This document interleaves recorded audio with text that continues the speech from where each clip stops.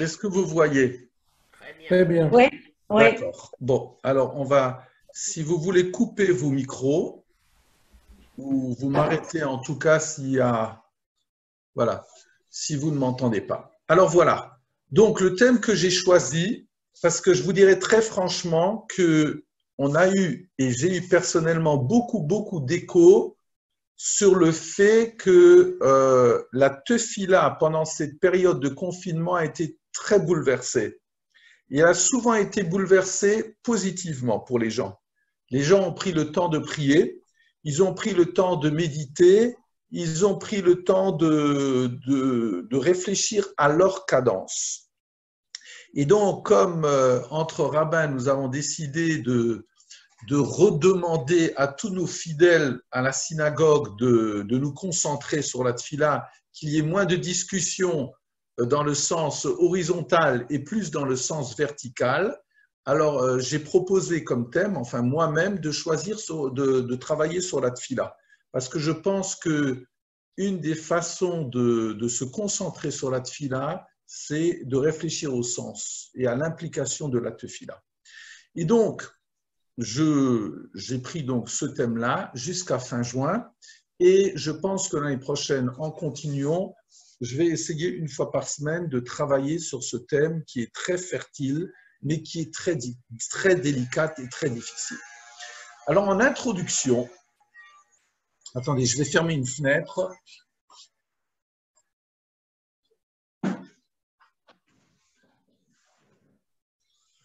Voilà.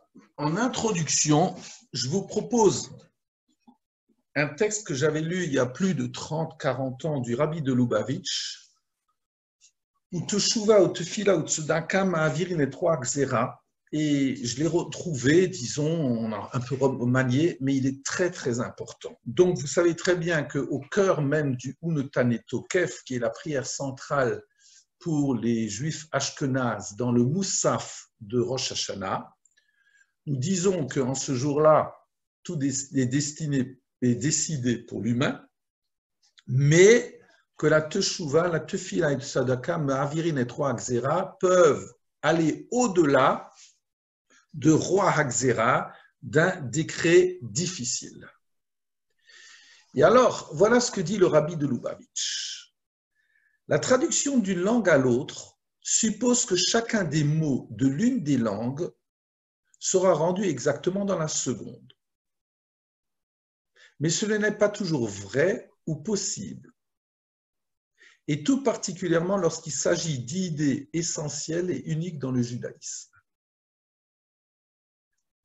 On risque alors de tomber dans l'erreur de traduire une idée juive par celle qui nous est familière dans une autre culture, alors qu'en réalité elles sont dissemblables, voire opposées. Je reprends la phrase. On risque alors de tomber dans l'erreur de traduire une idée juive par celle qui nous est familière dans une autre culture, dans un autre concept, alors qu'en réalité elles sont dissemblables, voire opposées. C'est précisément le cas des trois mots qui sont constamment dans notre esprit durant les 10 jours de Teshuva. Ces mots sont ceux de Teshuva, Tefila et Tzedaka en français. C'est comme ça que c'est traduit dans nos Marzorim Turlaché, repentance, prière et charité. Le rabbi nous explique avec insistance à quel point ces concepts diffèrent selon la langue dans laquelle ils sont rendus.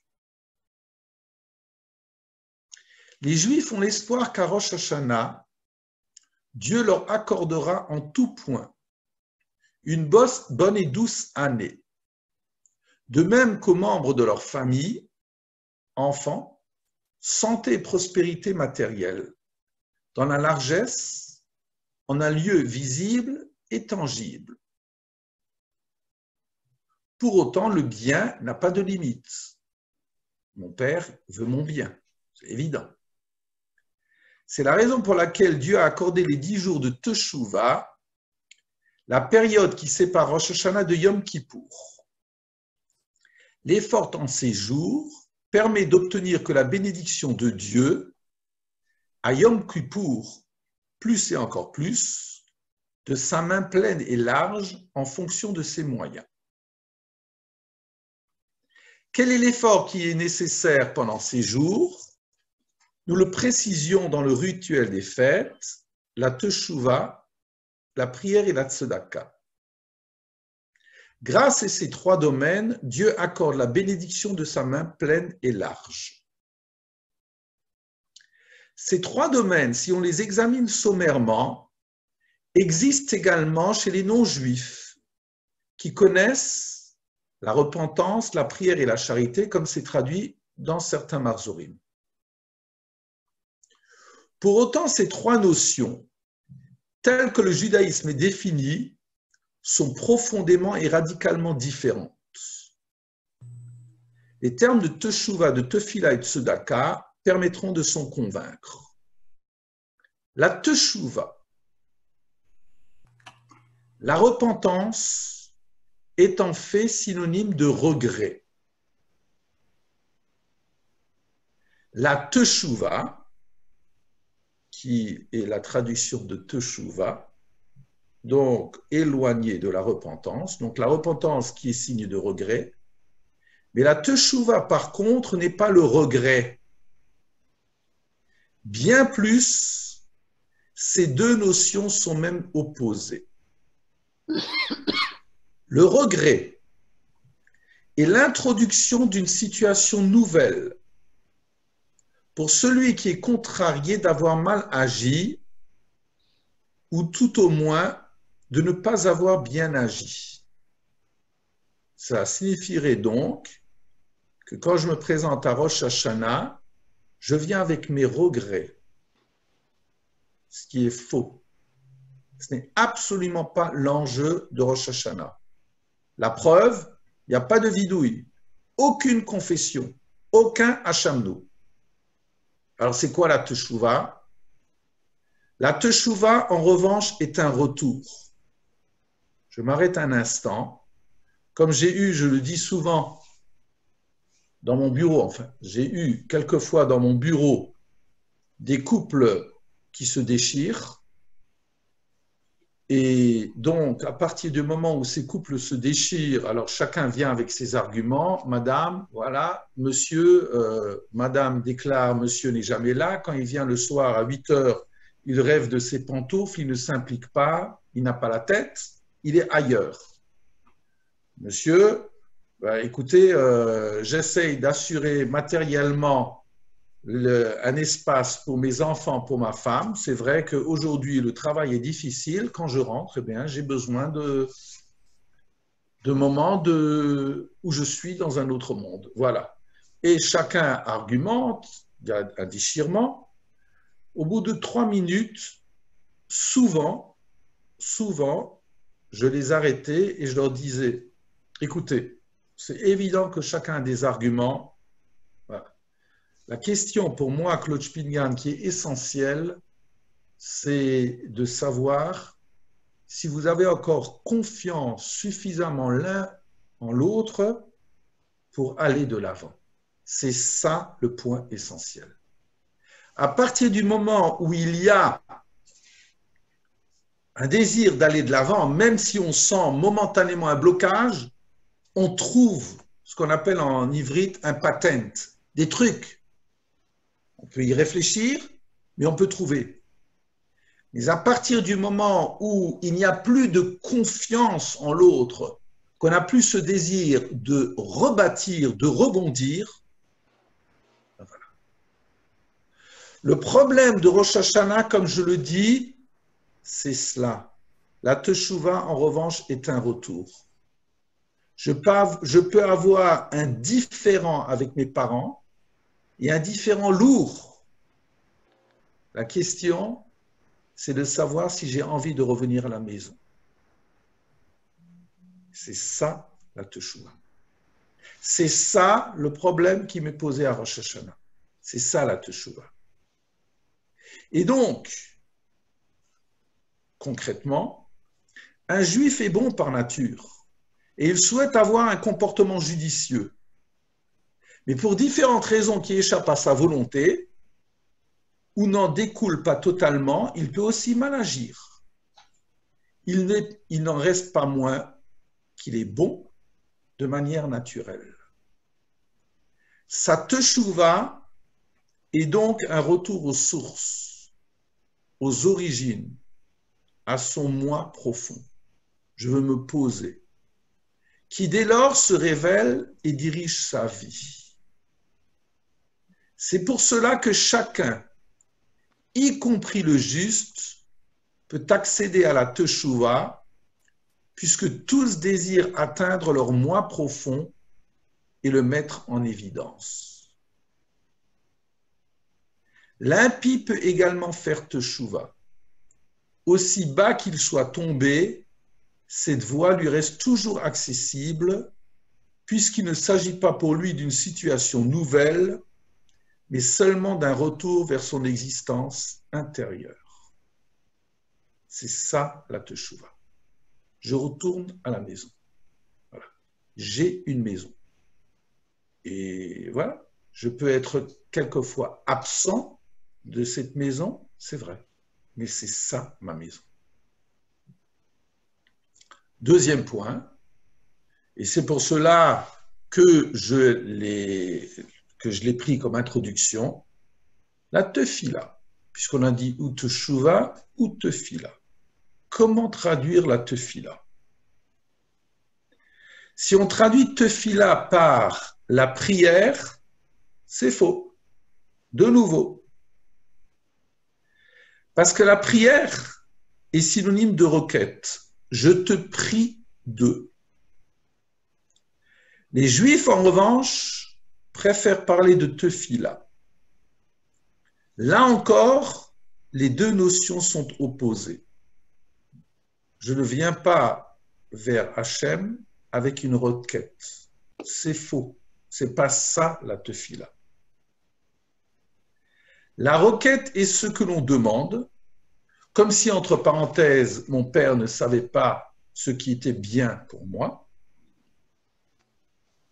alors que la tefila, par définition, c'est un moyen de s'attacher. Je vous ai mis entre parenthèses la tefila. Tiens, ce sont les tefilines que j'ai mis ce matin. Ah ben, je les attache sur mon corps et sur ma tête. Ou bien, à propos d'un des enfants donc de Léa, Naftule Elohim niftalti. J'ai lutté avec Dieu. Une confrontation, mais dans le sens du fait de se lier. Donc ça serait ça la tefila. La tefila n'a rien à faire avec une demande. Hachem n'est pas chas v'shalom une boîte de distribution. Je ne viens pas à Rosh Hashanah en demandant qu'il me donne un peu de shalom, un peu de santé, un peu de quiétude et un shidur pour mes enfants. On ne parle pas du tout de cela. Il le sait très bien. On parle d'autre chose. On parle du fait d'établir une relation, de s'attacher à l'autre, de créer une atmosphère. C'est ça la tefila. D'être ensemble. Et donc, regardez comme la traduction est de nouveau fausse. La prière qui était synonyme de requête, la requête porte sur ce qui manque à l'homme. Elle est formulée à Dieu pour qu'il l'exauce de sa propre initiative. Elle n'a pas de sens lorsque le manque n'est pas constaté. Si je ne sais pas le prix de la santé, ben Refa et nous, dans ma Amida, ça a peu de sens. Si je ne sais pas ce que c'est avoir faim, Barech Alenu, c'est difficile. La tefila, par contre, permet à l'homme de s'attacher à Dieu. Il prend lui-même l'initiative de ce lien. Une telle démarche peut être le fait de tous à n'importe quel moment. Chaque juif possède une âme qui est liée à Dieu. Celle-ci pénètre dans un corps matériel vivifie un homme, et dès lors elle éprouve des besoins physiques, comme la nécessité de manger et de boire. Et ces besoins affaiblissent son attachement à Dieu. Quelques moments de la journée doivent être donc consacrés à la tefila, afin de rafraîchir et de raffermir ce lien. En conséquence, ceux qui n'éprouvent aucun besoin doivent également avoir recours à la tefila, avec autant de force que les autres, car celle-ci n'a pas pour but de formuler une requête, mais bien de s'attacher à Dieu. Je suppose que dans les liens familiaux que chacun d'entre nous tisse, avec des enfants, avec des parents, avec une fratrie, avec des amis intimes, eh bien, combien de fois vous téléphonez à quelqu'un, vous sonnez à sa porte et il vous accueille en vous disant « Tu as besoin de quelque chose ?» Non. Mais tu es là pourquoi? Pour être là, à tes côtés. Voilà. C'est ça la tefila. Être ensemble. Partager un moment. Le Rabbi Yehuda Halevi, dans le Kuzari, nous dit que la tefila, c'est pour l'âme ce que représente la nourriture pour le corps. De la même façon que je me nourris 3 fois par jour, même si c'est virtuellement pour un petit déjeuner, mais de la même façon, eh bien, mon âme a besoin de ces 3 moments, au moment où je m'éveille le matin, shacharit, au moment où le soleil quitte le zénith, mincha, et m'arrive au moment où le soleil se couche, eh bien, j'ai besoin de ces moments-là pour exprimer des choses. Avec le soleil de ma jeunesse, avec des moments où j'ai quitté la cime de ma vie, je le sais parfaitement, physiquement, et à partir du moment où il y a des moments où je suis dans d'autres périodes. Voilà. J'ai besoin d'une recherche, d'une présence, et nous sommes 2. La tzedaka, on le sait tous, que les Marzorim traduisent par la charité. La charité est un acte de bienfaisance. Et les Juifs préfèrent parler de la tzedaka. Et les 2 notions, donc les 2 traductions, sont encore une fois opposées. La bienfaisance est la règle de conduite de l'homme bon, qui de ce fait donne également à celui qui n'a rien et ne mérite rien. La tzedaka, en revanche, est de la même étymologie que tzedek, la justice. On peut l'envisager de 2 façons. A. On est tenu de la donner à son prochain, car on a conscience que l'on ne possède pas réellement ce que l'on détient. On a reçu un dépôt de Dieu pour le transmettre à celui qui en est le destinataire final. B. Chacun souhaite que Dieu accède à sa requête. Or, Dieu ne doit rien aux hommes, et pour être exaucé, il faut agir ainsi, mida keneged mida, mesure pour mesure. Donner aux autres, même si on ne doit rien. De la sorte, ayant dépassé ses propres moyens, on peut obtenir de Dieu plus que l'on mérite. Combien plus en est-il ainsi pour la tzedaka, qui est adressée au plus grand nombre, celle qui est donnée aux institutions de Torah.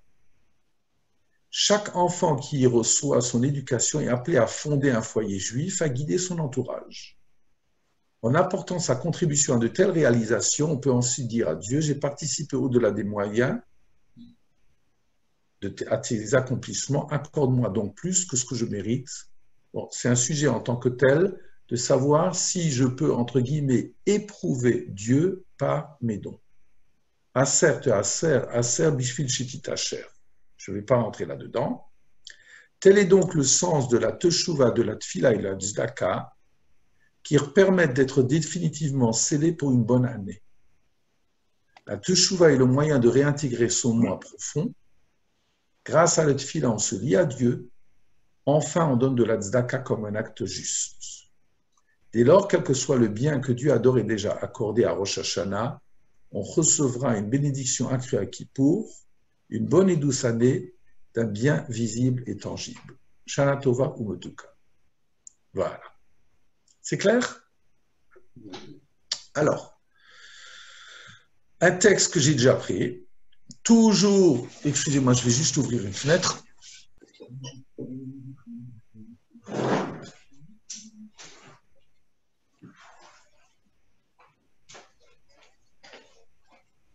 Voilà. Un texte que je vous ai déjà proposé, mais je veux vous le rappeler, tellement je le trouve extraordinaire, avant de rentrer dans le vif du sujet, sur la tefila. Quelle est la définition du mot tefila? Donc, on a vu, d'après le rabbi de Lubavitch, le regard qu'il a sur la tefila, qui est un regard d'attachement, c'est évident. La tefilin, tous les Elohim niftalti. Maintenant, c'est évident d'un autre côté que la tefila, dans son sens strict, donc avant on avait vu dans le sens général, plus général, maintenant dans le sens strict, eh bien vous voyez que en réalité la tefila, par essence, c'est la Hamida. C'est quand même une demande. Mais comment est-ce que ça se formule? Alors voilà, on va voir le commentaire du Ktav Kabbalah, un Rav du 19e siècle, de Rav de Mecklenburg. Le verset nous dit la chose suivante. Vayitpalel Avraham el Elohim, vayirpa Elohim et Avimelech ve'et ishto ve'amhutav vayeledu. Vous vous rappelez à un certain moment de la vie de Avraham, par 2 fois, Sarah a été kidnappée. Une fois par le pharaon en Égypte et une fois par le roi de Philistie. Et à un certain moment, quand Sarah, qui était une belle femme, quand elle a été kidnappée pour faire partie donc, de la cour royale, disons, en termes élégants, eh bien, Hachem est intervenu et tous les hommes sont devenus stériles. Tous. Et ils n'avaient aucun moyen d'avoir un contact physique, biologique, ni sexuel avec une partenaire. Donc, ils se sont tout de suite rendus compte qu'il y a quelque chose qui n'allait pas. Pourquoi Hachem les a frappés de cette façon-là? Parce que Avimelech, il voulait s'emparer de Sarah pour avoir un rapport physique avec elle. Et donc, Abraham est intervenu. Il nous dit le texte, Vayitpalel Avraham el Elohim, et Abraham littéralement a prié vers Elohim, Vayirpa Elohim et Avimelech, et Elohim a guéri Avimelech, ve'et ishto sa femme, ve'em amhotav ses servantes, vayeledu, et ils ont pu de nouveau mettre au monde. Il n'y avait plus de blocage. Et là-dessus, bon, le pourquoi de la chose, on ne va pas le développer plus. Ce qui m'intéresse, c'est le mot Vayitpalel. Et nous dit le Ktav Kabbalah, alors vous savez très bien que Vayitpalel, on ne va pas rentrer là-dedans, mais c'est un Hitpael, donc comme formule grammaticale, c'est se tourner vers soi-même, toujours.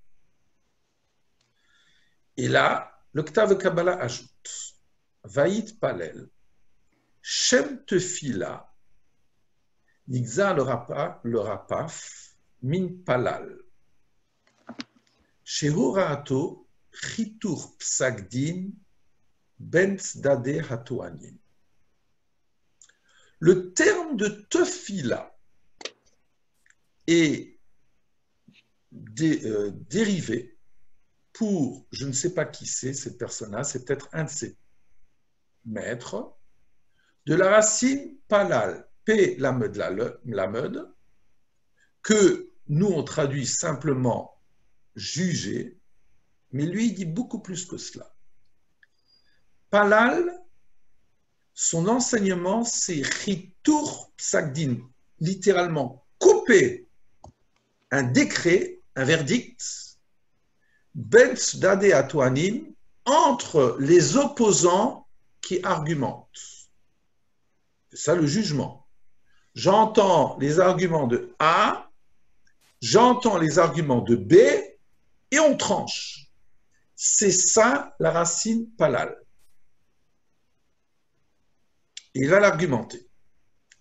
Ve'ikar shorsho, shte otiot, et en réalité, Ikar, le Ktav Kabbalah a souvent le même principe que Rav Shimshon Raphaël Hirsch, c'est que contrairement à ce que vous avez appris dans votre jeunesse, les racines bibliques ne sont pas trilitères, elles n'ont pas 3 lettres, ce qu'on nous apprend de façon classique, mais elles sont binaires. Il y a 2 lettres.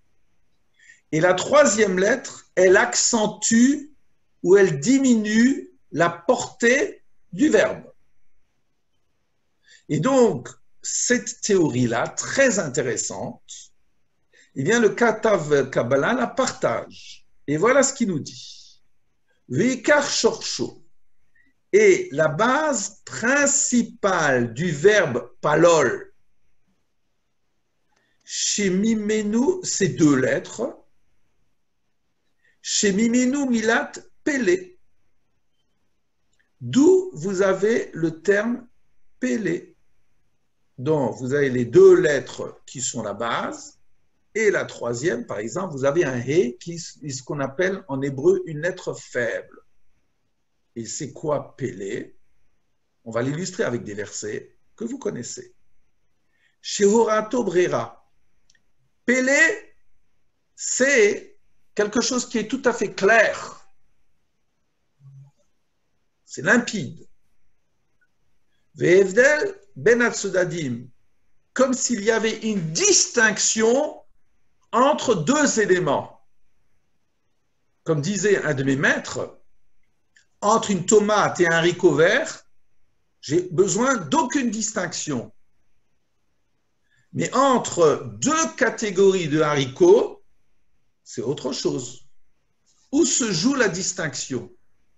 Donc, je dois examiner la chose où il y a une proximité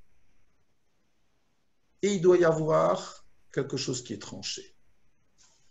Et c'est ce que nous dit notre auteur. Les 2 lettres, ça sera P lamed, et après le He, Shehuraato Brera, où l'enseignement c'est quelque chose qui est clair. Va'evdel ben atsudadim, et vous avez donc la distinction entre les différents côtés.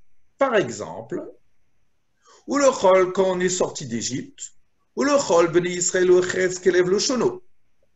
Et pour les enfants d'Israël, aucun chien, traduisons simplement, même si c'est faux, n'a aboyé. Le meish ve'ad behema, depuis l'homme jusqu'à la bête. Le man tedeun, afin que vous sachiez qui yafle, tiens, notre verbe qui apparaît, qui yafle Hachem ben Mitzrayim ben Israël, que Hachem distingue entre l'Égypte et Israël. Tiens, c'est curieux, mais qui sont les petits pois et qui sont les haricots là-dedans? Non, non, pas du tout. Entre l'Égypte et Israël, il y avait une proximité. Tout le problème de la problématique de la sortie d'Égypte, un des points, c'est que je prenne mon destin en main. Mais en Égypte, j'étais idolâtre, moi le juif. C'est évident. Je ne faisais plus la Brit Mila. Tout ce que j'ai dû réaliser pour le Corban Pessah, j'étais un juif bien assimilé en Égypte. Il ne faut pas se leurrer. Et donc, faire la distinction entre la culture égyptienne, même si j'étais un esclave, et moi-même dans ma culture profonde, c'était un combat. Et donc, lors de la sortie d'Égypte, à partir du moment où il y a eu cet engagement de ma propre personne en faisant ce qu'on appelle le Korban Pessah, et littéralement de sacrifier la valeur de la divinité égyptienne, eh bien là, je devenais pleinement juif. Et donc, Hachem prend acte qu'il y a ces distinctions entre l'Égypte et Israël. Yaflé. C'est ça la prière. Continuons. Umisé d'Ixar Hachem Palal. Et donc, de ce terme-là, yaflé, P-lamed, eh bien, dérive la racine palal, vaït palel, le horad brera, amachashavati. C'est-à-dire qu'il m'enseigne quelque chose qui est clairement perçu à travers ma pensée. Vezé, comment cela? Que chez Izdamnou le Adam Shtedvarim, Mitralfim, lorsque l'on présente à l'homme deux choses interchangeables, au davar vesotro, où une chose est son contraire, chez Beashkafari Shona, ou Nadon Benafsho, Imla Achos Beze ou Lose, où la première tendance, c'est d'osciller pour savoir si je choisis A ou B. Ce matin, je voulais savoir, il fait froid ou il fait pas froid? Est-ce que je mets un manteau ou est-ce que je mets un gilet ou je mets rien du tout? J'oscille.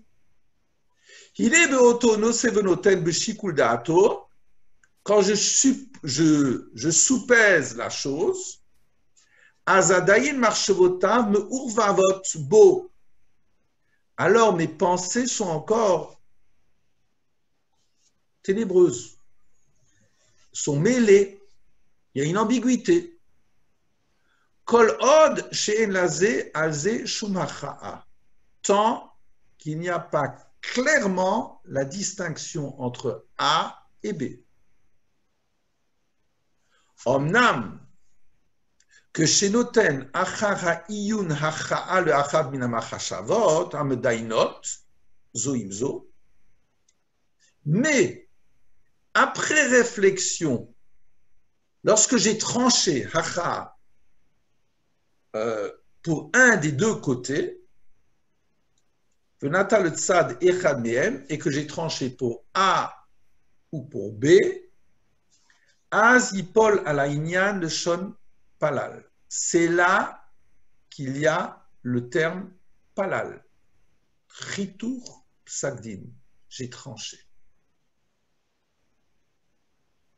Autre exemple, et les choses vont être particulièrement claires. Oumisé, et regardez ce passage bouleversant, comme le Ktav Kabbalah, le Rav de Mecklenburg, rend compte des passages de la Torah. Vayomer Yisrael el Yosef. Quand on dit à Yaakov que Yosef est vivant, lui qui le croyait mort depuis 22 ans, tout d'un coup, Yaakov redevient Israël, c'est-à-dire la dimension dans son histoire. Comment est-ce que, bon, ça m'émeut à chaque fois parce que au-delà de cette histoire familiale, qui est une histoire difficile, combien de fois dans notre histoire de notre identité juive, ce problème s'est posé pendant la Shoah, au lendemain de la Shoah, dans des moments où la famille Selam a dû quitter l'Algérie. Et combien ça a été de déchirement et de venir dans un pays froid, glacé, et ceux qui ont dû quitter la Pologne, enfin, toute notre histoire, notre vraie histoire, le symbole, c'est dans ce verset-là. Vayomer Israël, Israël, c'est vous, comme moi. Israël dit à propos de Yosef, qu'on lui apprend que Yosef est vivant, qu'il y a une suite à cette histoire. Re'o fanecha lo pilalti. Première traduction. Voir ta face, je n'ai jamais espéré. Ve'hine her'a oti Elohim gametzarecha, et maintenant Elohim me montre même ta descendance. Toi, je pensais que tu étais mort, et je découvre en même temps que tu as des enfants. Ephraïm Naché. La deuxième traduction, c'est Pilalti, que moi je vous ai traduit, mais j'ai bifurqué en vous disant, je n'ai jamais espéré. Et lui, comment il le traduit par rapport à sa définition? Pérouche. Shelonatati shum hacha ou pisuk din b'machashavot she'era panecha od. Je n'ai jamais donné hacha, une décision ou pisuk din, et le fait de trancher dans ma pensée que je te reverrai ton visage un jour. Mais jamais je pensais, je supposais une chose pareille. Jamais.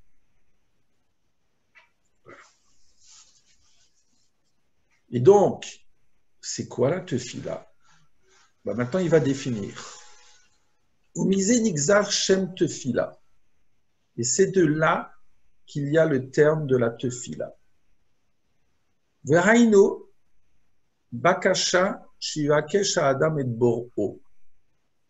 C'est une demande au sein béni soit-il de la part de l'homme, adressée au Créateur, Sheidiskak le dino, que mon Créateur se lie, L-I-E, le dino, à mon dîne, à ma demande. V'yaselo pelila beno ou ben roe mazalo, anishpat ito. Et que le Créateur juge, tranche entre moi ou ben roe mazalo et mon sort difficile, anishpat ito, pour lequel j'accède à une demande. Quelqu'un n'a pas de parnassa, quelqu'un se soucie pour un enfant, quelqu'un ici sur le lit de souffrance. Voilà. Et donc, il est dans ce qu'on appelle Ro'a Mazalo, un sort difficile, un moment difficile, eh bien, il adresse une requête. Il faut trancher le problème. Et la tefila, pour cet auteur, c'est extraordinaire. C'est qu'on doit argumenter. Je n'adresse pas une requête. Je dois argumenter. C'est ça le jugement. Le jugement, j'allais dire qu'il y a un dossier. Il y a le côté A, le côté B. Et moi-même, Claude Spingarn, j'argumente parce que j'aspire à tel et tel verdict, eh bien, je dois être capable d'argumenter. Tu demandes voilà, une bonne santé. Tu me demandes une parnassa, mais argumente. Voilà. Ben voilà, tu veux nourrir les tiens. Tu es capable de savoir que tes biens ne sont pas une fin en soi, mais que tu veux t'engager à donner, à être ouvert. Et tu t'engages que si tu retrouves la santé, à être présent, pas simplement pour jouir de la vie, mais pour jouir, pour faire jouir les autres, pour être présent spirituellement par rapport à ceux qui sont dans l'isolement. Oui, argumente, dis les choses dans ta tête clairement. C'est ça la tefila. C'est ce qu'il nous dit exactement. Qui que chez Adam natun betsara, parce que lorsque l'homme est dans l'adversité, ve'inyanra, et qu'il a un mauvais sort, hareu que ilumitatsem bedin im oto inyan. Eh bien, c'est comme s'il se concentrait avec ce moment difficile. Im le natseachoto, est-ce qu'il va arriver à combattre cette maladie ou le itnatseach mimenu, ou être écrasé par la maladie? Veino et umoser dino la shamayim. Et c'est comme s'il confiait maintenant le verdict au juge. Ve'ose et aboré baruchu hachalit al shelem le dayan. Et donc, voilà, moi j'ai argumenté. Le juge va trancher. Moi, je m'engage que si j'ai une parnassa, eh bien, voilà ce que je veux en faire. Si j'ai telle et telle chose auquel je rêve, voilà ce que je veux faire. Argumente. Et l'autre tranchera. Ou me sader est un otav. Et non seulement tu dois argumenter, mais tu donnes une chronologie à tes arguments. Et tu dois présenter, tu dois proposer les mérites qu'il y a. Par rapport à l'autre partie. Des exemples. Il y en a plein. Avraham ou Moshe alayhim shalom. C'est ça les deux filotes, combien ce sont des prières de Avraham et de Moshe.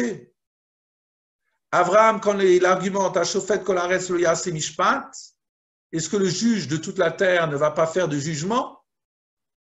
Ou Moshe, Lam Hayomru Mitzrayim, au moment où toi, Hachem, tu veux déduire ton peuple, mais pourquoi l'Égypte, duquel tu nous as fait sortir, eh bien maintenant elle va bien rire et ricaner en disant c'était la peine de nous ruiner, alors que des semaines après, ce Dieu-là va exterminer son propre peuple. Zechor le Avraham, souviens-toi d'Avraham qui a argumenté. Veshamu Mitzrayim qui est l'État, parce que les Égyptiens ils vont entendre, alors que tu as fait monter ton peuple. Ve'amrou et les Égyptiens diront, Mi bilti yocholet, Hachem n'a pas le pouvoir. Puisque nous, il a le pouvoir d'écraser, mais pas de faire vivre et revivre. Ou bien ou bien pour Abraham, ou Moshe par rapport à Korach, un homme faute, et toi tu te mettrais en colère contre toute la communauté. Relais dans tous ces cas-là, Bahamitpalel betana, celui qui est Laurent vient avec argument. Vedin udvarim, il vient avec un jugement, c'est clair dans ma tête, que voilà ce que je veux pour udvarim, et j'ai des mots, que Omer she'azechut mitzchayev mitzad yosher, comme si je disais que le zechut, il n'y a pas de timidité à ce niveau-là. Le zechut, le droit, le mérite, m'oblige, du point de vue du droit, à ce qu'un tel bénéficie de cela. Et c'est cela qui doit éveiller la dimension de la droiture du Saint béni soit-il. Voilà. C'est ça la tefila. Donc la tefila, ce n'est pas simplement des mots que je prononce, mais c'est une application de tout mon être. C'est évident. C'est évident. Voilà. Donc je vais continuer maintenant. Et maintenant, on va rentrer dans le vif du sujet. Alors c'est un rave que j'ai découvert il y a quelques mois, un très beau rave, qui fait des textes sur la Hamida. Alors, comme on n'aura pas des mois et des mois, donc je vous montre quelques réflexions. La première réflexion sur la Hamida, ici, que lui propose, c'est l'analyse de la première bracha de la Hamida du Shmoné Esrei. On va lire le texte. Baruch ata Hashem, loué sois-tu Hashem, Elokeinu ve'Elokei avotinu, notre Dieu, et le Dieu de nos pères, le Dieu d'Abraham, le Dieu de Yitzhak et le Dieu de Yaakov. Vous remarquerez qu'il n'y a pas, il n'est pas dit le Dieu d'Abraham, de Yitzhak et de Yaakov. Chacun a sa propre dimension. Abraham, dans sa démarche vis-à-vis du Saint béni soit-il, ne ressemble nullement à Yitzhak, qui ne ressemble pas à Yaakov. Ça me renvoie à Elokeinu. D'accord? Quelle est ta démarche à toi, à la Morali, ou Josela? C'est ça. Deuxièmement, la chronologie est très intéressante. Elokeinu, ve'Elokei avotinu. Moi, j'aurais peut-être pu dire, vous savez, on s'amuse, entre guillemets, ça se fait beaucoup chez les goyim, dans leur catéchisme, ils écrivent des prières à Dieu. À un certain moment, quand vous voulez éduquer un enfant à la tefila, ou quand il y a des moments difficiles dans la vie de quelqu'un, eh ben, écris, compose ta prière. Et souvent, dans les cercles, pour des jeunes ou des moins jeunes, quand il y a un besoin d'exprimer quelque chose, exprime. Nous, en réalité, on est très très loin de cela. On est très loin de cela pour différentes raisons, peu importe maintenant. Là. On pense que dans nos textes, on trouve beaucoup de ressorts, mais il y a lieu de réfléchir.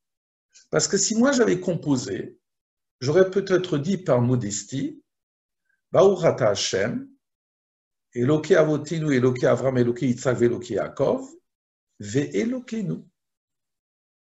Puisque moi je suis la suite de Avram, Yitzhak et Yaakov. C'est pas ce qui est dit. Tiens, Elokenu. Comme si d'abord tu dois avoir ta dimension propre, et celle-ci, naturellement, sera nourrie de... Voilà, mais tu n'es pas fils de papa, comme on dit trivialement. Tu n'es pas le fils de papa. Tu sais, tu as ta propre personne, avec tes grandeurs et tes manques. Elokinu, Eloki avotinu, Eloki Avram, Eloki Yaakov, Ha'el Agadol, Hagibor ve'anora el Elyon.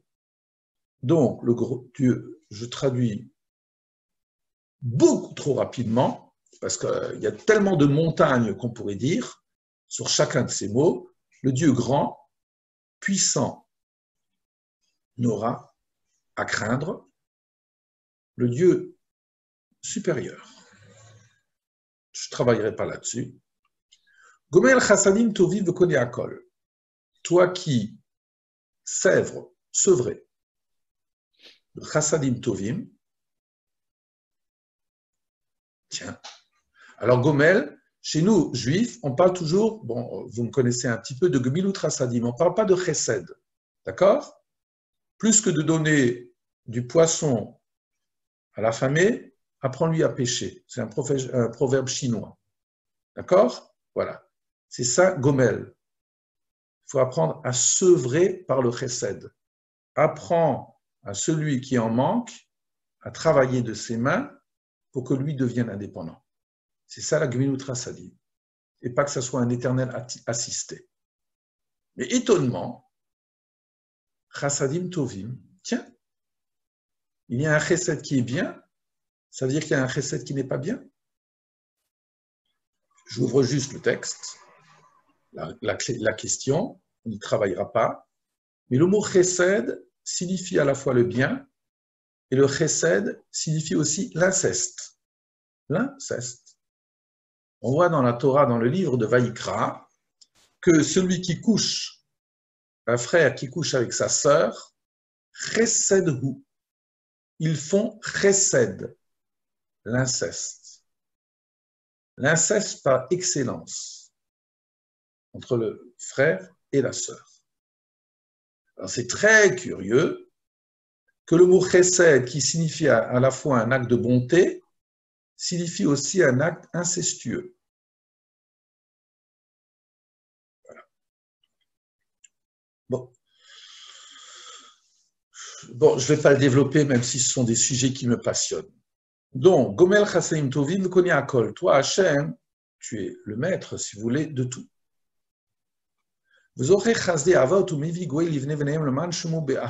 Tu te souviens des chassadim, des actes de chesed des patriarches,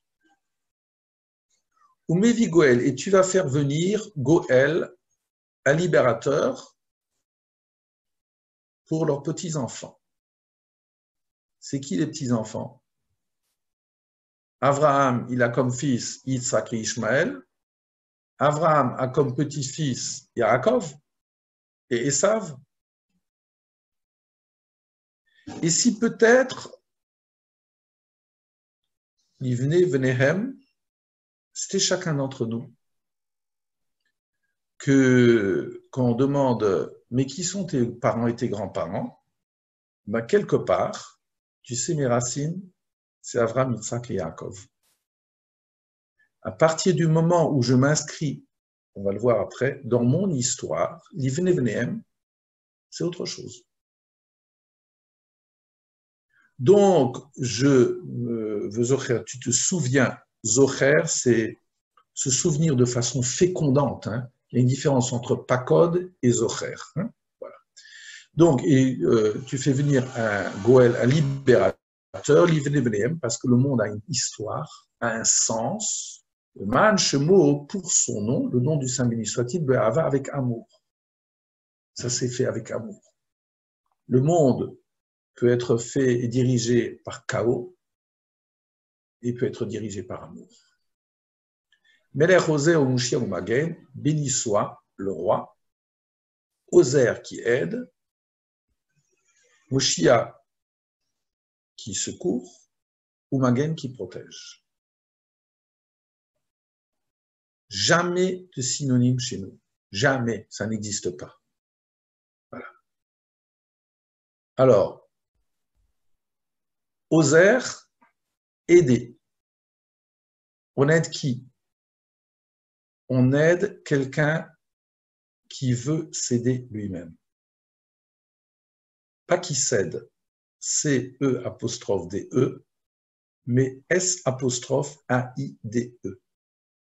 Ezra, c'est-à-dire quelqu'un qui veut s'en sortir, j'ouvre mon échoppe parce que je veux gagner ma parnassa et Hachem m'aide dans mes efforts. Très différent. C'est ça la Ezra. Moshiach, ça veut dire la Yeshua, c'est encore autre chose. D'après Rav Rubin, la Yeshua, c'est quand il y a des choses qui... Quand je plante quelque chose en terre et qu'il y a une bonne récolte, ça c'est Ezra. Moshiach, c'est au-delà de ma personne. Ça veut dire que, voilà, quelqu'un qui a une saloperie de maladie et dans les règles de la nature, ça c'est Ezra, les règles de la nature, mais Moshiach, au-delà des règles de la nature, il faut une Yeshua, il faut quelque chose. Abraham ne pensait jamais à 90 ans avoir un enfant. Ça c'est Yeshua. Magen, protégé, ça c'est de loin.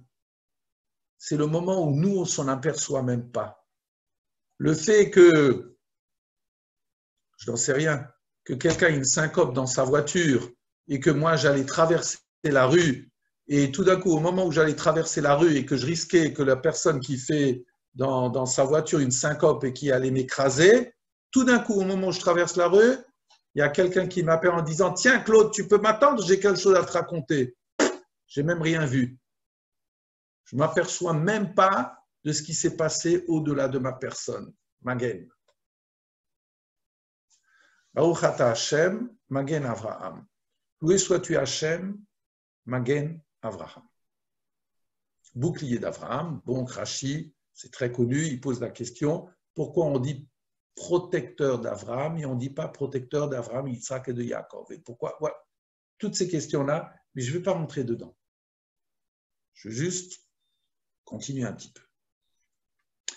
Chachamim chilku et atfila librachot. Donc, dans notre réflexion sur la Hamida, nos Chachamim ont subdivisé la tefila en brachot, 18, 19. Voilà l'introduction de Rav Lipschitz. Le chol bracha, yesh nose mugdar echad. Dans toutes les brachot de la Hamida, vous avez un sujet bien défini. Vela malchinim, la destruction de l'ennemi. Barech alenu, une bonne récolte. Refaenu, la guérison. V'liroshalayim birecha, de voir Jérusalem spirituellement reconstruit. Sim shalom, voilà. Modim, une expression de remerciement. Retse, qu'on aspire de nouveau à la spiritualité à Jérusalem. Voilà. Chaque bracha de la Hamida, et qui a un ordre bien chronologique, eh bien vous avez un sujet. Aval le Birkat Avot. Mais le premier paragraphe de la Hamida qu'on appelle, alors rappelez-vous du nom, Birkat Avot. C'est ça la bénédiction des pères. Enose Mugdar. le sujet n'est absolument pas défini. Chez Farayonot, Kululotba, il y a une abondance de réflexion où le fil conducteur qui les lie n'est pas clair. Pourquoi? D'abord, la bénédiction débute par la mention des pères. Le fait d'invoquer Dieu comme leur Dieu. Et ensuite, ça se poursuit par les adjectifs consacrés au Saint béni soit-il, Gadol, Gibor, Nora, et l'Elion, le grand, puissant, redoutable, etc. Et ensuite, tu continues, et la description des qualités, des mérites, des chassadim, des actes de bienveillance du Saint béni soit-il de haut monde. Gomel chassadim tovim, tu abreuves, tu sèvres par des bons chassadim. Et ensuite, Mikan overet abracha la sod bigula atida. Et de là, tu passes, donc ces deux bénédictions, elles passent au fait d'aspirer à la gula atida, la rédemption future. Et après, dans la conclusion, on revient au chassadim du Saint béni soit-il. Khatima,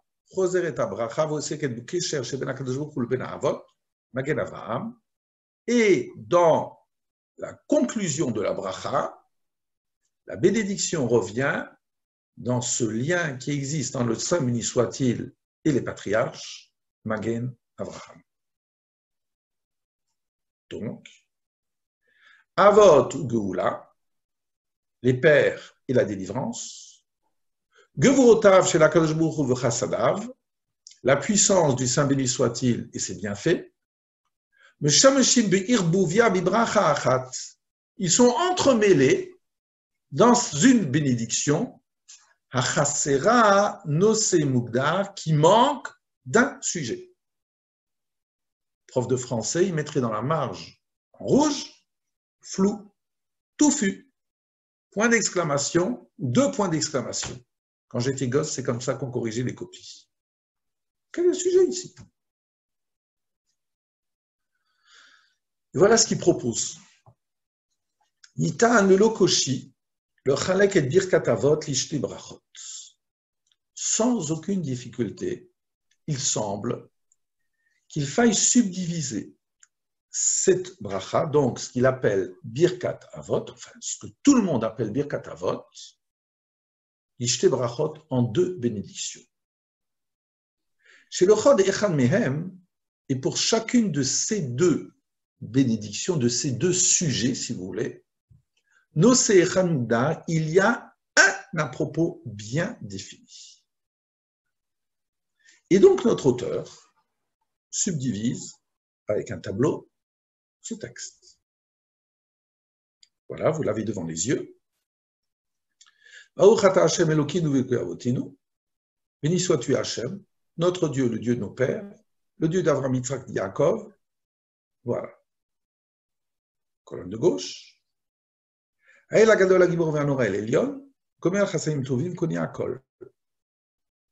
actes d'Hachem. Le Dieu grand, redoutable, mais qui octroie des chassadim. Colonne de droite. Zoché Chazé Avot, donc c'est la suite de Avraham, Yitzhak et Yaakov.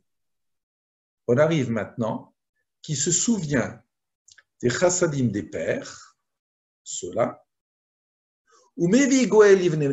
et grâce à ces pères-là, enfin, on va nuancer, il va faire venir un libérateur. Le Manchemo Be'ava, pour son nom. Et ici, comme El Chassadim, Meler Oseo Moshiach Magen, le roi qui aide, qui sauve et qui protège, Baruch Ata Hashem Magen Avraham, ici, et l'autre, la conclusion quelque part, Baruch Ata Hashem Magen, qui protège, qui, entre crochets, on va voir qui c'est, Israël, donc vous et moi, vous Ulai Magen Kol Bouav, et peut-être qui protège toutes ces créatures, juifs et non-juifs. Alors donc, il faut argumenter. Chalukazo, Yochola La'azor Lanu, La'amod Altiva Shel Abracha. Cette subdivision, donc la colonne de droite, qui sera l'histoire par rapport à nos patriarches, et la colonne de gauche, elle permet de voir que c'est les actes, les bienfaits du Saint béni soit-il. Cette subdivision peut nous permettre, la Hamod Altiva Shel Abracha, peut-être d'analyser la nature de cette bénédiction. Habracha Rishona, donc la colonne de droite, ce qu'il appelle la première bénédiction, le premier sujet, Potrachat Be'avot Ha'uma, elle débute par nos pères, Eloké Avram, Eloké Yitzhak, Eloké Yaakov, et Mamshicha le Am Israël Kula, Kayom, et elle se poursuit au peuple d'Israël d'aujourd'hui. Hanéné Miaouvda Sheubeno Shel Avot, celui qui jouit, parce que dans sa réalité, c'est le fils des patriarches. Comment cela? Zocher Chasde Avot, tu te souviens des mérites, des bienfaits des pères, ou Mevi Goel, et grâce à ces mérites-là, tu feras revenir un Goel, pour qui? Pour ceux qui sont les fils d'Avraham, Yitzhak, Yaakov, les fils physiques et spirituels. C'est cela. Quand mes racines et mon attitude, c'est évident à ce niveau-là, c'est pas simplement de se dire arrière-petit-fils du rabbi Avraham, pas du tout. Mais non, c'est de vivre la réalité d'Avraham, Yitzhak et Yaakov. Ben, j'en suis issu. Et je veux poursuivre leur vie. Et donc, c'est ce qu'il dit. La première partie qui débute par les Avot, Avraham, Yitzhak et Yaakov, se poursuit par le peuple d'Israël, vous et moi. Celui qui jouit du fait d'être le fils d'Avraham, Yitzhak et Yaakov. Eh ben, c'est moi qui aspire à ce que le monde ait un sens. Vous connaissez tous la première mitzvah de la Torah.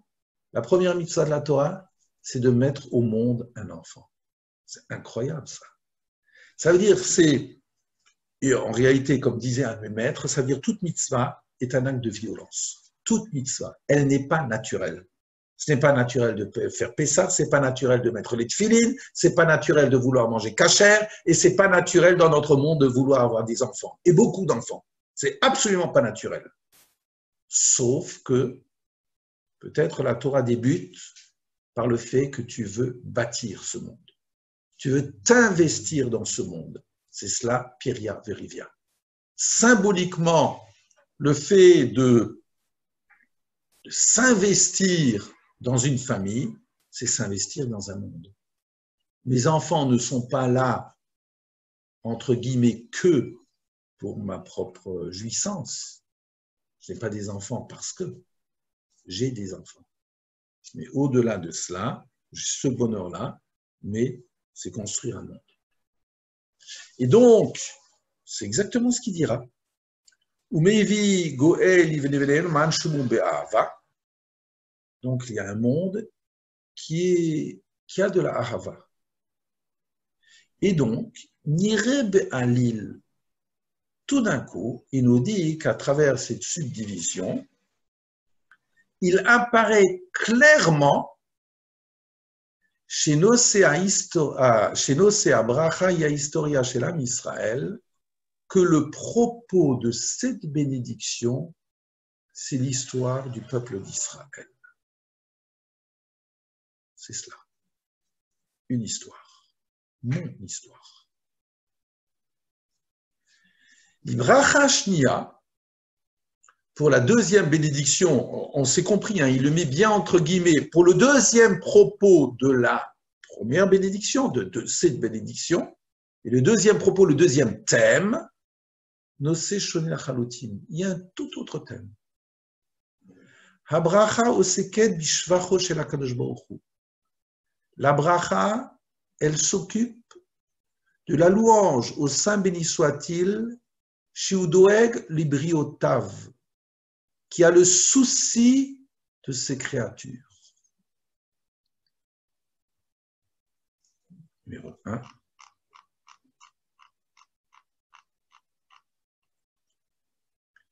Alors regardez cela.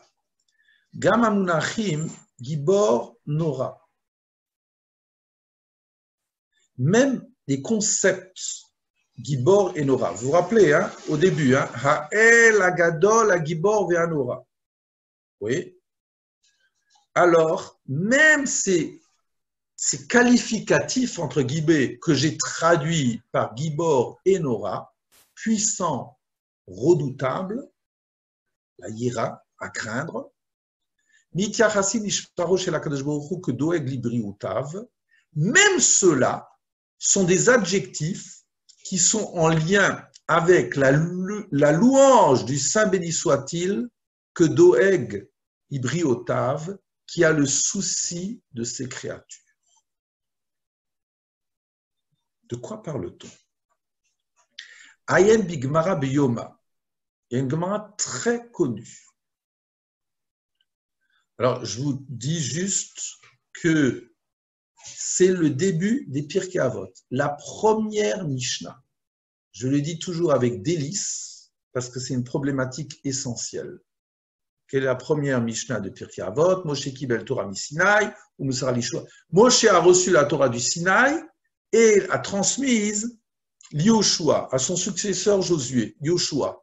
Yoshua l'Iskenim, et Yoshua l'a transmis aux anciens, l'Iskenim l'Inviim, et les anciens l'ont transmis aux prophètes, Unvim Sawa l'Anshe Knesset Agdola, et les prophètes l'ont transmis aux gens de la grande assemblée. Les gens de la grande assemblée, c'est très schématiquement en l'an moins 400, Ezra et la suite.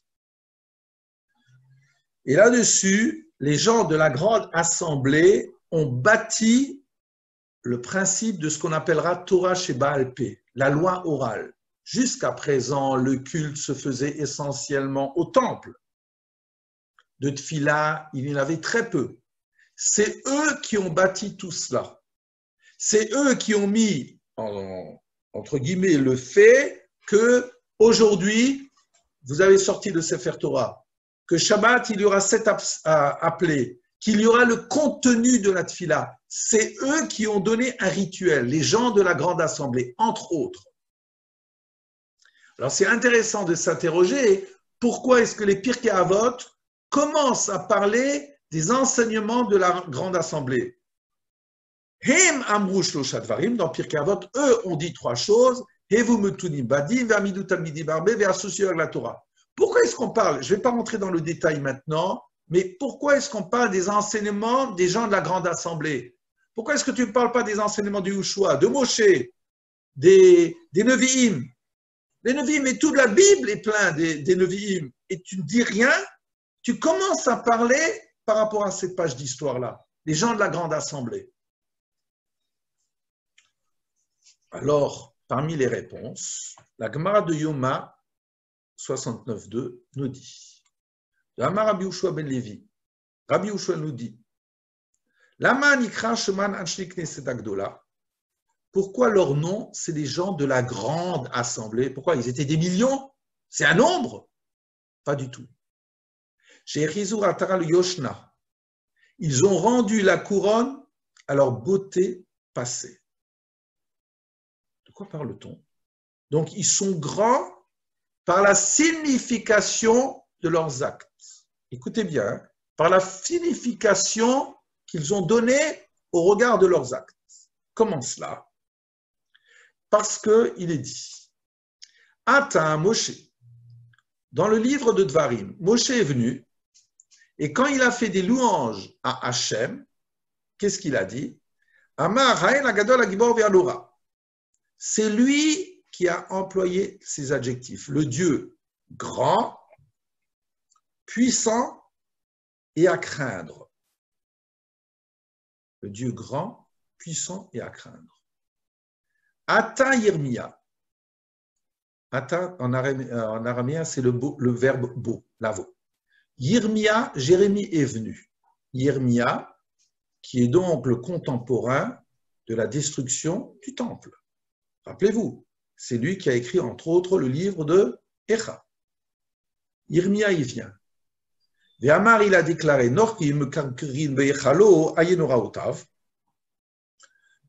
les goyim dansent dans le sanctuaire de Dieu. Ce sanctuaire dans lequel le Kohen Gadol ne pouvait pénétrer qu'une fois par an et avec une préparation extraordinaire soutenue par le peuple d'Israël, le jour de Kippour, l'homme le plus saint, dans le lieu le plus saint, le jour le plus saint, en tremblant. Et tout d'un coup, maintenant, il y a Titus et son armée qui dansent dans le sanctuaire. Aïe Nora Otav, où est-ce qu'on voit que Dieu est redoutable? Je ne le vois plus. Lohamar Nora, il n'arrivait plus à prononcer le mot Nora, redoutable, à craindre. Ata Daniel, et le prophète Daniel, dans son exil, est venu. Amar Norchi Mishtabdim Bemanav, les non-juifs, les nations asservissent le peuple d'Israël. Donc avant, c'était une indignation contre ce qu'on faisait à l'égard de Dieu, dans son lieu de sainteté. Ici, c'est une indignation par rapport à ce qu'on fait à ses enfants. Nous. Aïe Govurotav, et où est la puissance de Dieu, le Tout-Puissant, Lohamar Gibor, et n'arrivait plus à formuler à travers son esprit, Daniel, le mot Gibor. Voilà. Atu Inhu. Les gens de la grande assemblée sont venus. Ve'amrou, ils ont déclaré. Adraba, c'est exactement le contraire. Zohi Gvurato. Je vais te donner la définition de la puissance de Dieu. Chez Kovesh et Nitzro, il conquiert son Yetzer, son penchant de Dieu, lui-même, vis-à-vis de lui-même, chez Noten Erechapaim la Rochaim, parce qu'il laisse la liberté à l'homme, jusqu'au bout de revenir. C'est contre le peuple d'Israël. C'est au détriment de Dieu, c'est vrai, tout ça c'est vrai. Mais jusqu'au bout, par amour de la création, même si c'est un salaud fini, on lui laisse son libre arbitre. Ça c'est la puissance. La puissance, c'est pas d'écraser l'autre. La puissance, c'est de laisser l'autre aller jusqu'au bout de lui-même, même si ça me fait un mal atroce. Et ensuite, Ve'eluhe Noraotav, et où est-ce qu'on voit que Dieu est redoutable à craindre? Chez Ilmale Morao, chez la Kodesh Baruch Hu, parce que s'il n'y avait pas la crainte du Saint béni soit-il, comment est-ce qu'un seul peuple pourrait, le peuple d'Israël, pourrait encore exister parmi les nations qui veulent l'écraser? Comme si quelque part les nations, pour 1001 raisons qu'on a essayé déjà de développer, eh bien, Israël leur pose problème. Il y en a qui en prennent acte, il y en a qui veulent l'écraser. Parce qu'Israël, quelque part, c'est une conscience vivante, d'une présence divine dans le monde. Et donc, même si il y aurait beaucoup à dire là-dessus, mais je veux simplement dire que quel est le nom des gens de la grande assemblée? Grand ici, ce n'est pas qualificatif pour le nombre, mais grand, c'est pour leur qualité d'être. C'est-à-dire qu'ils ont donné une possibilité de réponse à Yirmia et à Daniel. C'est ça, les gens de la grande assemblée. Et c'est là-dessus que débutent les Pirkei Avot, c'est-à-dire qu'il va y avoir un service divin en dehors du temple qui nous concerne tout un chacun dans notre quotidienneté. Et c'est cela le début de notre Amida. Comme si quelque part dans ce cheminement si difficile d'une tefila, je ferai mienne les paroles de ce combat des Anshe Knesset Agdola, où je m'adresse à Hachem, Ha'el, Hagadol, Hagibor Ve'anora. Tous ces termes qui ont été proposés par Moshe Rabbeinu dans la tefila première qu'avait fait Moshe dans le livre de Dvarim, que dans certains passages d'histoire, certains grands de notre histoire n'arrivaient plus à conceptualiser, et comme si moi, disciple à la fois de Avraham, Yitzhak et Yaakov et disciple des gens de la grande assemblée, je les reformulerai. Et Gomer Chassalim Tovim. Et donc, nous dit notre auteur, de façon extraordinaire, petite a, tu as la colonne de ton histoire, et petit b, tu as le rapport au Saint béni soit-il. Voilà. On va s'arrêter là parce que je vois que c'est beaucoup plus long que je ne le croyais.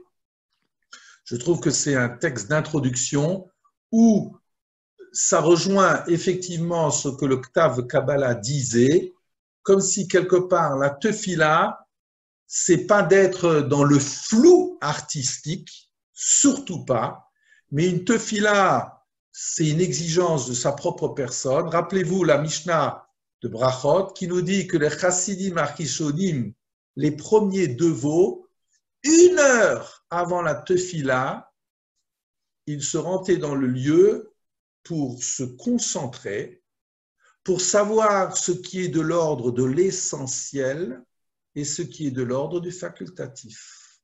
Le facultatif, ce sera ce qu'on dira, enfin, le facultatif, non, ce n'est pas le facultatif, excuse-moi, qui est plus second, ce seront mes demandes, parce qu'il y a des bakashot dans la tfila, c'est évident, et j'aurai les demandes, mais avant cela, j'ai une introduction et une conclusion qui sont essentielles, et ça, c'est la première de l'introduction des introductions. Voilà. Alors, si vous voulez, si vous êtes intéressé, je continuerai ce texte-là, donc, jeudi prochain. D'accord ? Il y a une question technique ? D'accord. D'accord. Bon, Alain a un sourire quand même. Et moi, j'ai une question. C'est très enrichissant, en tout cas. Merci beaucoup. J'entends très mal. Je dis c'est très enrichissant. Ça ouvre beaucoup de choses et ça éclaire bien. Merci beaucoup. Mais parce que moi, ça m'a beaucoup enrichi, Alain. Ah oui, mais... Ça m'a beaucoup enrichi parce que la tfila, c'est un travail. Voilà. C'est ça que je voulais dire, que c'est un travail. Voilà. Et on a peut-être un peu redécouvert ce travail dans cette pandémie et de prendre des textes. Et alors, quelquefois, disons, ce que j'ai trouvé magnifique dans cet auteur-là, c'est que souvent, on s'arrête, je ne veux pas dire à des détails, les détails sont importants, mais à des points techniques, alors que d'abord, il doit y avoir une analyse d'une structure, et quand la structure, et je m'excuse juste, tu es médecin, eh bien, voilà, avant de soigner celui qui a mal à son épaule ou au ventre, eh bien, tu fais une analyse de la globalité de l'être et ensuite, après, tu te concentres à cela. C'est évident. Je pense que pour la tefila, et pour tout limoud d'ailleurs, pour tout limoud, il y a suffisamment de génie et d'intelligence chez nos maîtres, ils ont fait exactement le même travail. Et bien qu'il y ait d'abord une analyse, et après, je m'interrogerai sur un point bien précis. Oui, Jo, il voulait dire aussi quelque chose. Non, je retire non, j'avais une question, mais je préfère plus tard une autre fois où je téléphonerai. Très bien, avec plaisir. Voilà. Voilà. Je m'excuse juste, je dois partir maintenant. Non, non, le merci, c'est votre exigence et notre exigence vis-à-vis des textes. Parce que je pense que souvent on appauvrit, nos textes en ayant de la médiocrité. Les textes sont suffisamment géniaux comme, voilà, vous-même, vous voulez faire grandir votre enfant très haut, eh bien, on doit faire la même chose. Nos textes sont aussi nos enfants. D'accord? Voilà. Exact.